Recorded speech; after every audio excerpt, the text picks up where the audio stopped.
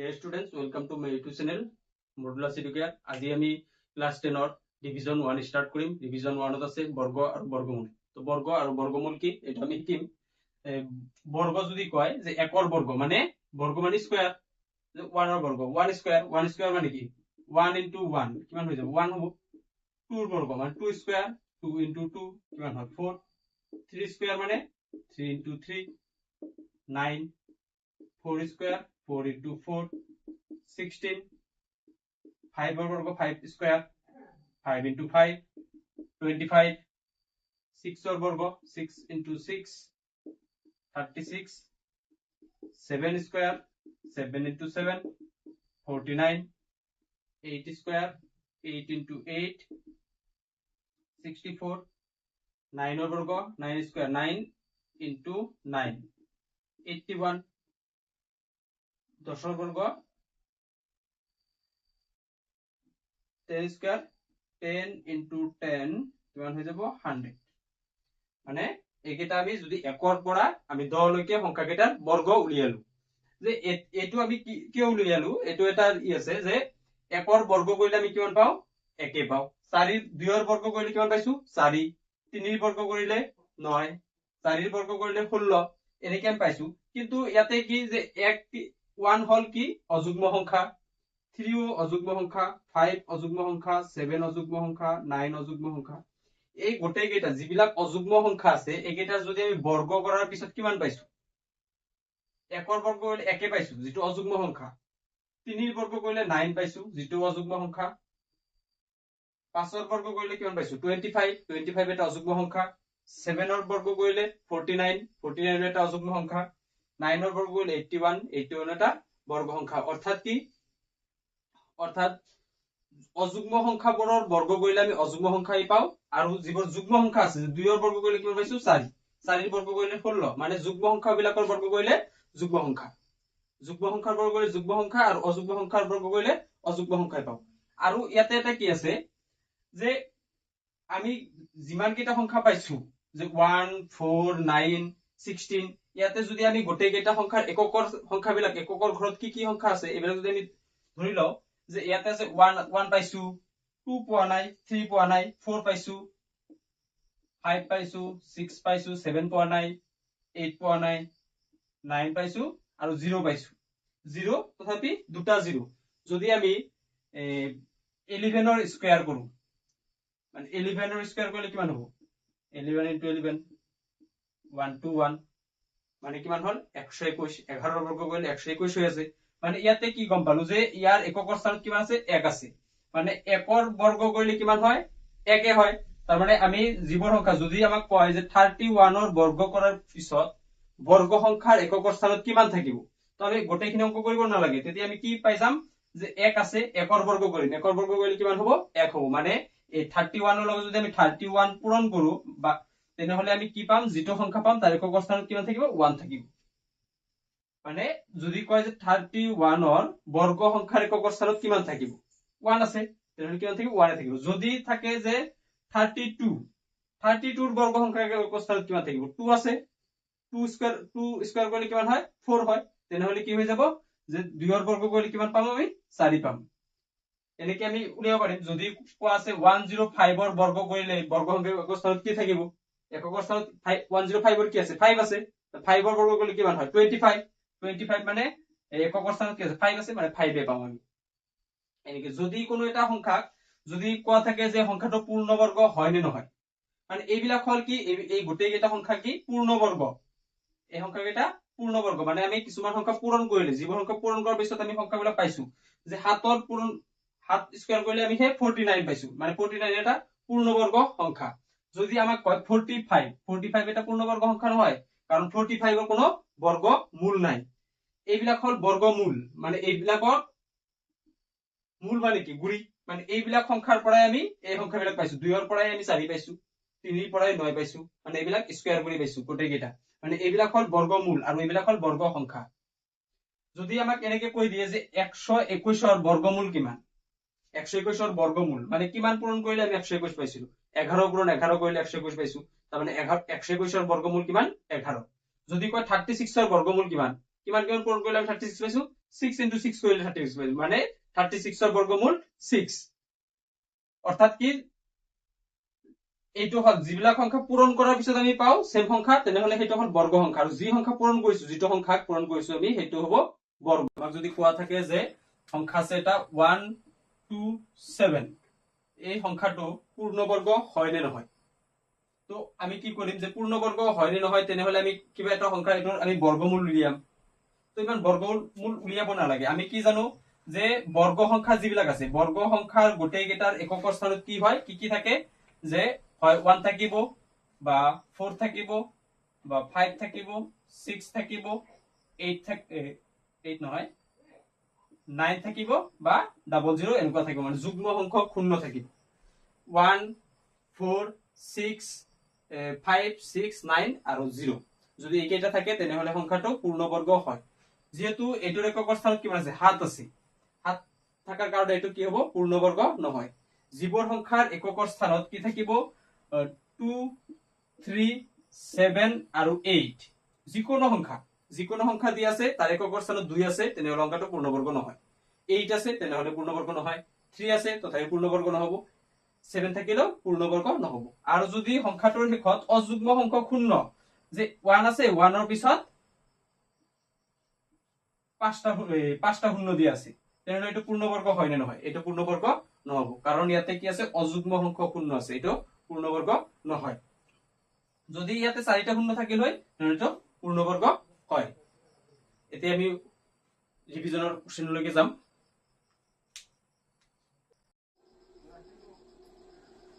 এতিয়া হও আমি ৰিভিজন 1 লৈকে ৰিভিজন 1 ত 1 নম্বৰত প্ৰশ্ন কৈছে যে তলৰ সংখ্যা কেইটাৰ বৰ্গ সংখ্যাৰ এককৰ স্থানত কি হ'ব কি কৈছে তলৰ সংখ্যা কেইটাৰ বৰ্গ সংখ্যাৰ এককৰ স্থানত কি হ'ব তো 1 নম্বৰত কি দিছে 1 নম্বৰটো তে আমি সমাধান কৰিম যে এনসারটো লিখিম কিমান আছিল যে 272 কি কৈছে যে 272 যদি আমি এটোৰ বৰ্গ কৰো মানে 272 ৰ লগত যদি আৰু এটা 272 এ পূৰণ কৰো মানে বৰ্গ কৰিলে তো পূৰণ কৰিব লাগিব 272 এ পূৰণ কৰো তেনেহলে ইয়াৰ এককৰ স্থানত কি আহিব মানে যেটো পূৰণফল আহিব তাৰ এককৰ স্থানত কি আহিব এটা আমি এনসারটো এনেকৈ লিখিম যেহেতু আগতে এটা কৈছিলো যে কি আছে 57 ৰ বৰ্গ কৰিলে বৰ্গ সংখ্যাৰ এককৰ স্থানত কি আহে 7 আছিল আমি ইয়াৰ লগত 7 এ পূৰণ কৰিছো 7 7 গুণ কিমান হয় 49 9 আছিল এখানে কৈছো যে 9 থাকিব তো ইয়াৰ এককৰ স্থানত কি আছে 2 আছে তো 2 ৰ লগত আমি 2 পূৰণ কৰিলে কি পাম মানে 2 ৰ বৰ্গ কৰিলে কিমান আহে 4 মানে কি হ'ব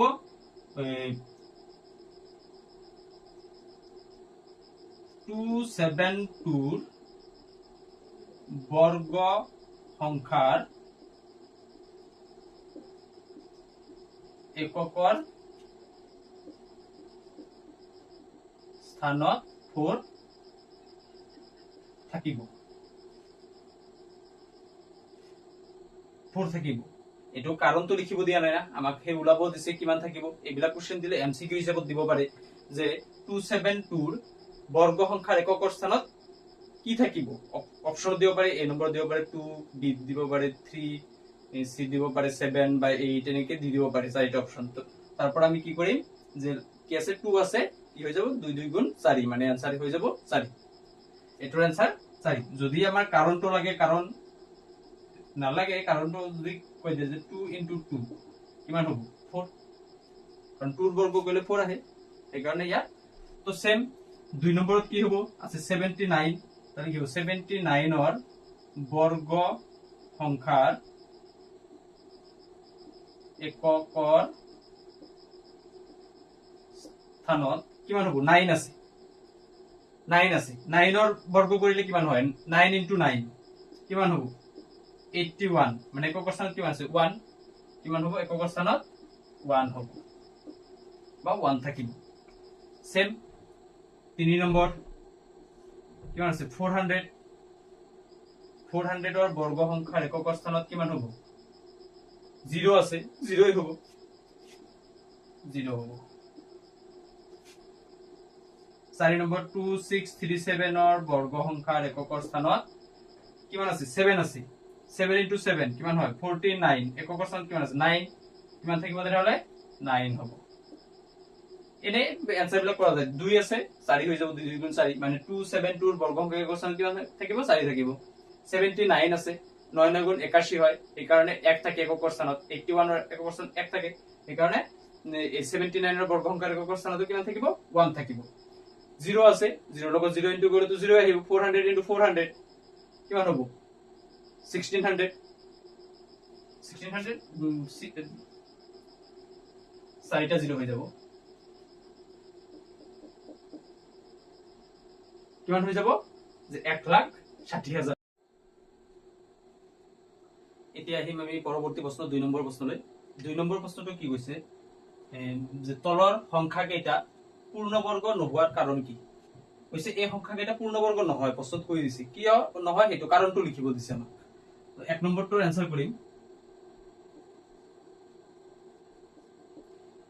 1 নম্বৰত কি কৈছে 1057 সংখ্যাটো কিয় পূৰ্ণবৰ্গ নহয়? আমি কি জানো, যদি কোনো সংখ্যাৰ এককৰ স্থানত 2 3 7 আৰু 8 থাকে তেনেহলে সংখ্যাটো পূৰ্ণবৰ্গ নহয়। তো এইটো সংখ্যাৰ কি দিছে 1057 কিমান কিমান থাকিলে হয় নহয়, 2 3 7 আৰু 8 থাকিলে এই সংখ্যাটো পূৰ্ণবৰ্গ নহয়। ইয়াতে কিমান আছে 7 আছে এককৰ স্থানত, এই কাৰণে এটা পূৰ্ণবৰ্গ নহয়। এনসাৰত কি লিখিম যে 1057 সংখ্যাটো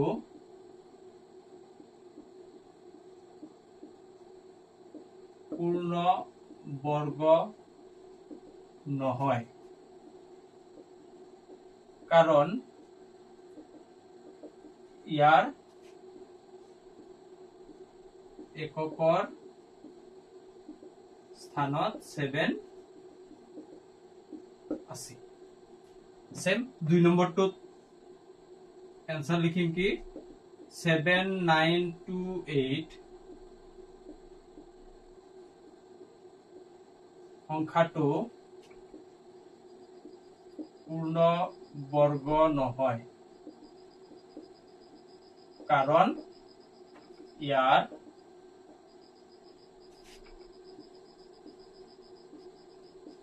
এককৰ স্থান কিমান আছে 8 আছে, 8 আছে। সেম 3 নম্বৰ, এইখিনি তো সেমে হ'ব যে মই কাৰণটো লিখি দিও খালি, কাৰণ কি আছে 222 লাষ্টত এককৰ স্থানত কি আছে 2 আছে, কাৰণ এককৰ স্থানত 2 আছে। 4 নম্বৰটো কিয় নহয় 640 কি কৈছিলো যে যদি অযুগ্ম সংখ্যা শূন্য থাকে, এটা শূন্য আছে মানে অযুগ্ম সংখ্যা শূন্য আছে, সেই কাৰণে এটা পূৰ্ণবৰ্গ নহয়। 640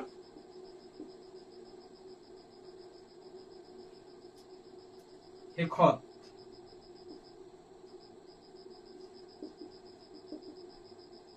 অযুগ্ম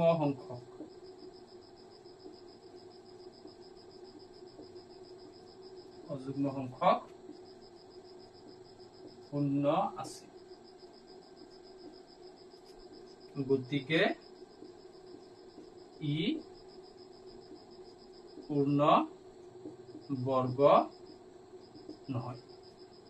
প্ৰথমটো কি হল 7 আছে কাৰণে পূৰ্ণবৰ্গ নহয়, এইটো 8 আছে কাৰণে পূৰ্ণবৰ্গ নহয়, এইটো 2 আছে কাৰণে পূৰ্ণবৰ্গ নহয়, এইটোত এটা শূন্য আছে কাৰণে, এটা বা তিনিটা বা পাঁচটা শূন্য থাকিলে সেইটো পূৰ্ণবৰ্গ নহয়, মানে যুগ্ম সংখ্যক শূন্য থাকিলে সেইটো পূৰ্ণবৰ্গ হয়। এতিয়া আহিছো আমি পৰৱৰ্তী প্ৰশ্ন 3 নম্বৰ প্ৰশ্নলৈ। 3 নম্বৰ প্ৰশ্নত কি কৈছে তলৰ সংখ্যা কেইটাৰ বৰ্গ কিমান হ'ব? তলৰ সংখ্যা কেইটাৰ বৰ্গ কিমান হ'ব? তো 1 নম্বৰটো আমি আনসাৰ কৰিম কিমান আছে 19, 19 ৰ বৰ্গ মানে কি 19 স্কয়াৰ কিমান হ'ব 19 ইনটু 19 কিমান হৈ যাব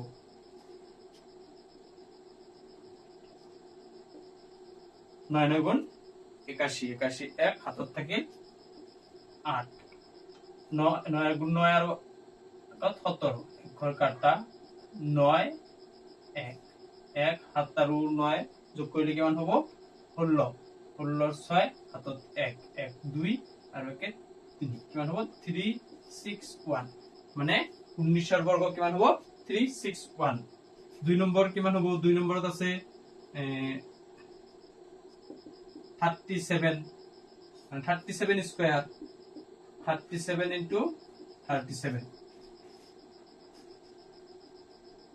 পূরণ করি 7 7 গুণ 49 9 হাতত 4 3 হাত গুণ 21 আর 4 25 3 হাত গুণ 21 1 হাতত 2 3 3 গুণ 9 আর 2 11 9 6 3 1 মানে কিমান হৈ যাব 1369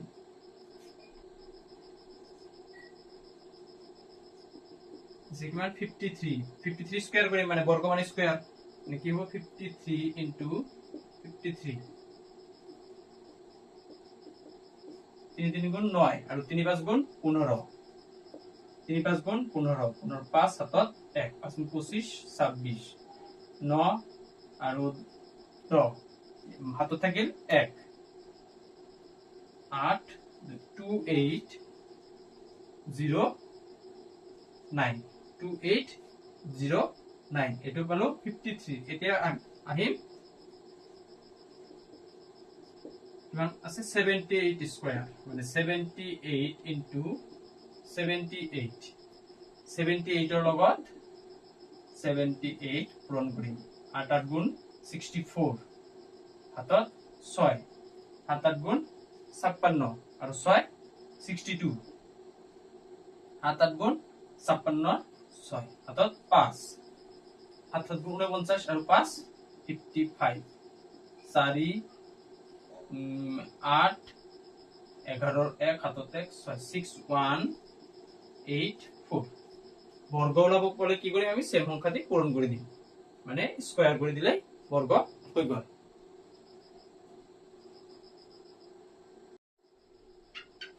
যদি অলপমান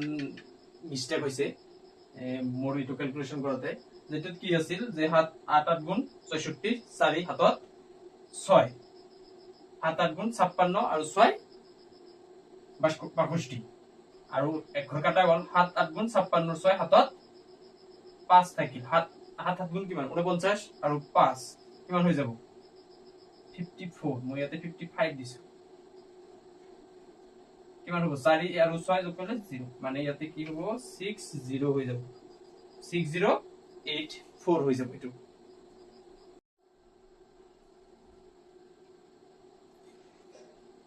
এতিয়া আইছো আমি পৰৱৰ্তী প্ৰশ্ন 4 নম্বৰ প্ৰশ্নলৈকে 4 নম্বৰ প্ৰশ্নটো কৈছে মৌলিক উৎপাদক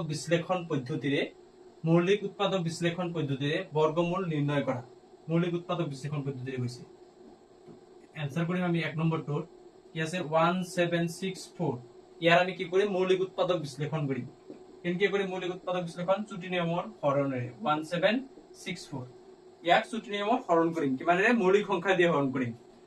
দুইৰ লাষ্ট এককৰ স্থানত কি আছে যুগ্ম সংখ্যা যদি কোনো সংখ্যাৰ এককৰ স্থানত যুগ্ম সংখ্যা থাকে তেনেহলে সংখ্যাটো 2 এৰে হৰণ যায় তো এটা আমি 2 এৰে হৰণ দিম 2 একৰ মাজত তো না যায় তো 17 এৰ মাজত দিম 2 17 এৰ মাজত কেইবাৰ যায় 2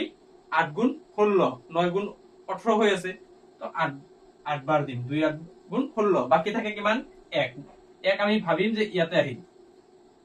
1 যে বাকি থাকিল ইয়াতে 16 হৈ আছে 17 আছে ইয়াতে 1 বাকি থাকিল 1 তো ভাবিম ইয়াতে আহিছে তো কিমান হৈ গল ইয়াতে এতিয়া 16 হৈ গল 2 কিমান গুণ 16 8 গুণ 16 আৰু 2 4 এৰ মাজত কেইবাৰ যায় 2 4 এৰ মাজত যায় 2 বাৰ কিমান হল 882 হৈ গল এতিয়া আৰু ইয়াৰ এককৰ স্থানত কিমান আছে যুগ্ম সংখ্যা আছে তাৰ মানে এটো 2 এৰে হৰণ যাব 2 8 এর মাজত যাব 4 বার 2 8 এর মাজত যাব 4 বার 2 2 এর মাজত 1 বার হৰণ এতিয়া কি আহিল এতিয়া এককৰ স্থানত কি আছে অযুগ্ম সংখ্যা এতিয়া তো 2 এৰে হৰণ না যায় এতিয়া চাম আমি 3 এৰে হৰণ যায় নে নাই 2 এৰ পিছত মৌলিক সংখ্যা হে 3 তো 3 এৰে হৰণ যায় নে নাই 3 এৰে হৰণ যায় নে আমি কেনেকে চাম ইয়াতে জি কেটা অংক আছে মানে ডিজিট গোটেই কেটা আমি কি কৰিম যোগ কৰিম 4 আৰু 4 যোগ কৰিলে কিমান হয় 8 8 আৰু 1 যোগ কৰিলে 9 মানে এই গোটেই কেটা যোগ কৰাৰ পিছত 9 আহিছে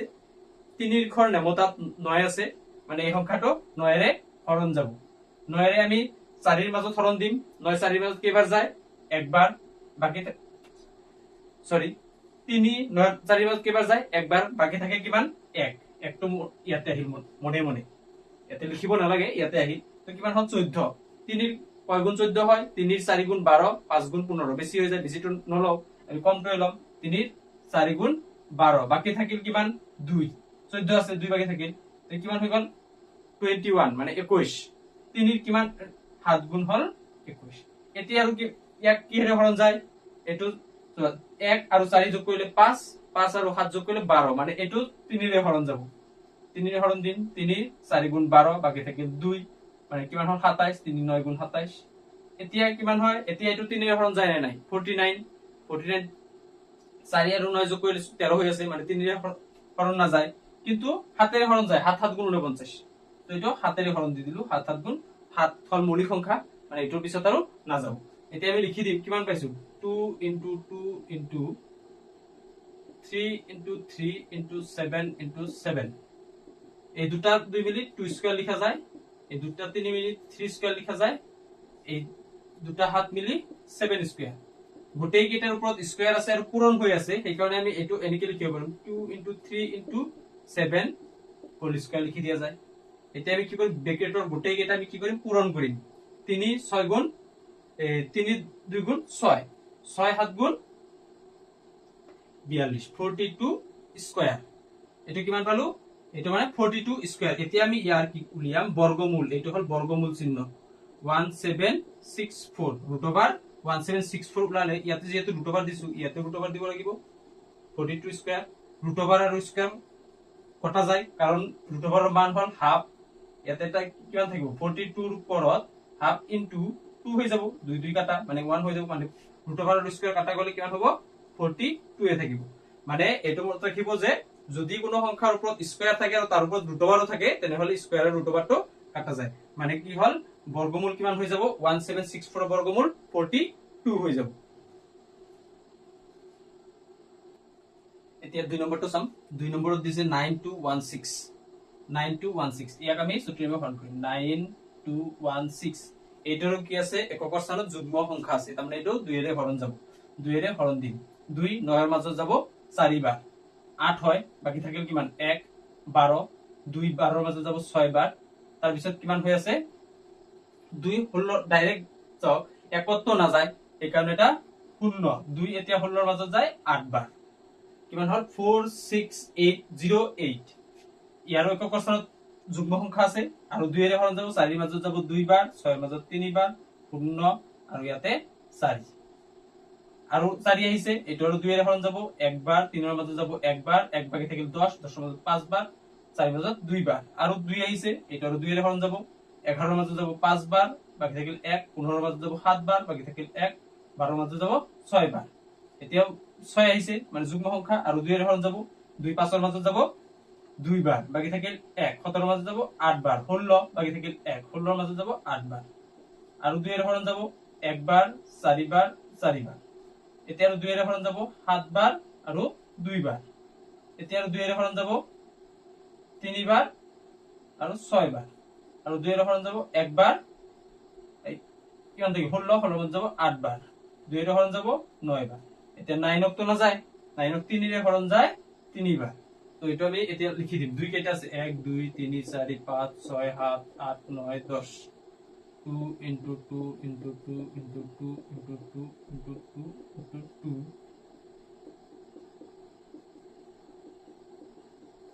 আৰু 3 কেইটা আছে দুটা এতিয়া আমি কি কৰিম এই দুটা 2 মিলি এটা 2 স্কয়ার এই দুটা 2 মিলি এটা 2 স্কয়ার এই দুটা 2 মিলি এটা 2 স্কয়ার এই দুটা মিলি এটা 2 স্কয়ার এই দুটা মিলি এটা 2 স্কয়ার আৰু এই দুটা 3 মিলি এটা 3 স্কয়াৰ এই গোটেই কেইটা মিলি আমি এটা লিখি দিম 2 পূৰণ 2 পূৰণ 2 2 পাঁচটা 2 আহিছে পূৰণ 3 এটা আমি স্কয়াৰ কৰিম এতিয়া এই কেইটা আমি পূৰণ কৰিম ভিতৰৰ কেইটা 2 2 গুণ 4 4 2 গুণ 8 8 2 গুণ 16 16 2 গুণ 16 2 গুণ কিমান হয় 32 32 ৰ লগত আমি 3 পূৰণ কৰিম 3 2 গুণ 6 আৰু কিমান হয় 9 কিমান হ'ব 96 স্কয়াৰ হৈ যাব স্কয়াৰ ওপৰত আছে স্কয়ার দিব এতেকে root over 9216 equal to root over 96 square তো স্কয়ার root over কাটা যাব কিমান হৈ যাব 96 মানে এটোৰ বৰ্গমূল কিমান হ'ব 96 এতিয়া আহিল 3 নম্বৰটো 3 নম্বৰত কি দিছে 7744 7744 কিমান যাব 2 এৰে যাব 7 ৰ মাজত যাব 3 বাৰ 1 থাকিল 7 ৰ মাজত যাব 8 বাৰ 1 থাকিল 14 ৰ মাজত 7 বাৰ 4 ৰ মাজত 2 বাৰ আৰু 2 এৰে হৰণ যাব 3 ৰ মাজত যাব 1 বাৰ 1 থাকিল 18 ৰ মাজত 9 বাৰ 7 ৰ মাজত যাব 3 বাৰ 12 ৰ মাজত 6 বাৰ আৰু 2 এৰে হৰণ যাব 19 ৰ মাজত যাব 9 বাৰ 1 থাকিল 13 ৰ মাজত যাব 6 বাৰ 1 থাকিল 16 ৰ মাজত যাব 8 বাৰ আৰু 2 এৰে হৰণ যাব 2 যাব 6 ৰ মাজত 9 ৰ মাজত 4 বাৰ 1 থাকিল 16 ৰ মাজত যাব 8 বাৰ 2 যাব 8 4 বাৰ 2 এর হরণ যাব 2 বার 4 বার আর 2 বার আর 2 এর হরণ যাব 2 একবার যাব 2 বার যাব একবার যাব ইয়াতে আহিল কিমান 121 আমি জানো 11 11 গুণ হয় 121 সেই কারণে আমি 11 এর হরণ মৌলিক সংখ্যা 11 এর তলত আর যে কোনো সংখ্যা দি যাবা তো হরণ না যায় 11 11 2 কি কেটা আহিল 1 2 3 4 5 6টা 2 into 2 into 2 into 2 into 2 into 2 into 11 into 11 এই দুটা 2 মিলে এটা 2 স্কয়ার এই দুটা 2 মিলে এটা 2 স্কয়ার এই দুটা 2 মিলে এটা 2 স্কয়ার আর 11 স্কয়ার ইয়াক আমি এনকে লিখিব পাৰো 2 into 2 into 11 হোল স্কয়ার 2 দুগুণে 4 4 দুগুণ 8 8 আর 11 পূরণ কৰিলে 88 স্কয়ার